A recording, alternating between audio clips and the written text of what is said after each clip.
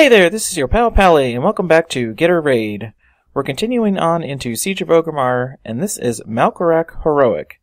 You may be noticing a few additional people hanging around here. Yep, that's right, I'm doing 25-man heroic raiding now. Most likely for the rest of the tier, I'll be putting out 25-man guides. For at least the next few bosses, I do have experience with the fights on 10-man, so I'll note some of the differences. But back to the boss at hand. It's time to stand in the thing, then don't stand in the thing, and add some bubbles to the raid. The bubbles are one of two mechanic changes for heroic in the normal phase. Basically, throughout the entire fight, little bubbles will spring up randomly around the room. They are called Orbs of Corruption, and 5 spawn every 3 seconds on 25-man, 2 spawn every 3 seconds on 10-man. If any raid member touches a bubble, it will go away and remove any healing shield built up on that raid member. Depending on the strength of the shield as well, it may actually take some health away. They are to be avoided for the most part and handled separately. Bottom line, bubbles are bad. The second mechanic change for heroic is that every time Malkorok knocks you into the air with a seismic slam, a little ooze spawns where he hits you. This ooze should be tanked, and it has an aura on it that everyone near it is slowed significantly. This is all fairly easy to deal with as long as these oozes are tanked in the middle and killed off with some cleave. But it does mean that your melee and tanks should get used to moving very slowly throughout much of the fight. So there we go, bubbles to avoid and oozes that slow you. The rest of the normal phase is unchanged, but is of course all the more deadly. The bubbles really limit how well you can move around, so that puts into jeopardy the soaking of the imploding energy void zones. You really have to cover the room evenly with players who can jump in and help out soaking. On 25-man, there are 7 void zones, and in 10-man, it's still 3. You can get unlucky and have 4 zones spawn all in a cluster, and thus need everyone to pay attention to their little section. As always, if you are soaking a zone, try to use a personal cooldown to make it easier on your healers. So that's all you need to worry about for the normal phase of this encounter. Let's move on to the Blood Rage, and then we'll come back to touch on a few strategy points for the fight overall. The change for Heroic in the Blood Rage phase is that anyone who gets the Displaced Energy debuff will be rooted. So in normal mode, you'd usually have these people run out from the soaking of the cleave of the boss. In Heroic, they can't move, and you certainly don't want to dispel them while they are in the group. So how you handle this depends a lot on group makeup. In both 10 and 25-man, if you have 2 druids in your group, you win. Have both of them spec into Stampeding Roar, and have them alternate doing it just after the debuff goes out.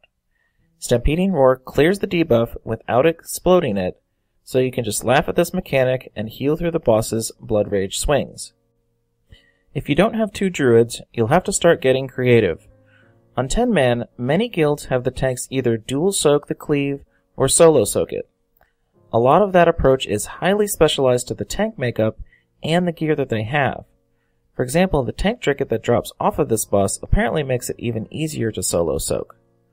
I've heard monk tanks and paladins have an easier time doing this than DKs or warriors. And I'm not sure if it's even possible to have tanks solo soak this on 25-man.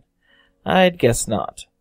Thus, if you can't solo soak and don't have 2 druids, what you are left with strategy-wise is to move the raid as a whole away from those people who have the debuff. So imagine 3 raid positions. You start at the first spot, then as soon as the debuffs go out, you back away from that position to the second position.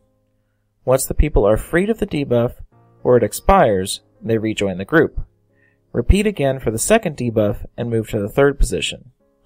The key will be to move as a group so that the whole raid group is still soaking the cleave. Tricky stuff, but sometimes necessary in a 10-man group. Just heal your butts off in Blood Rage and head back to the normal phase.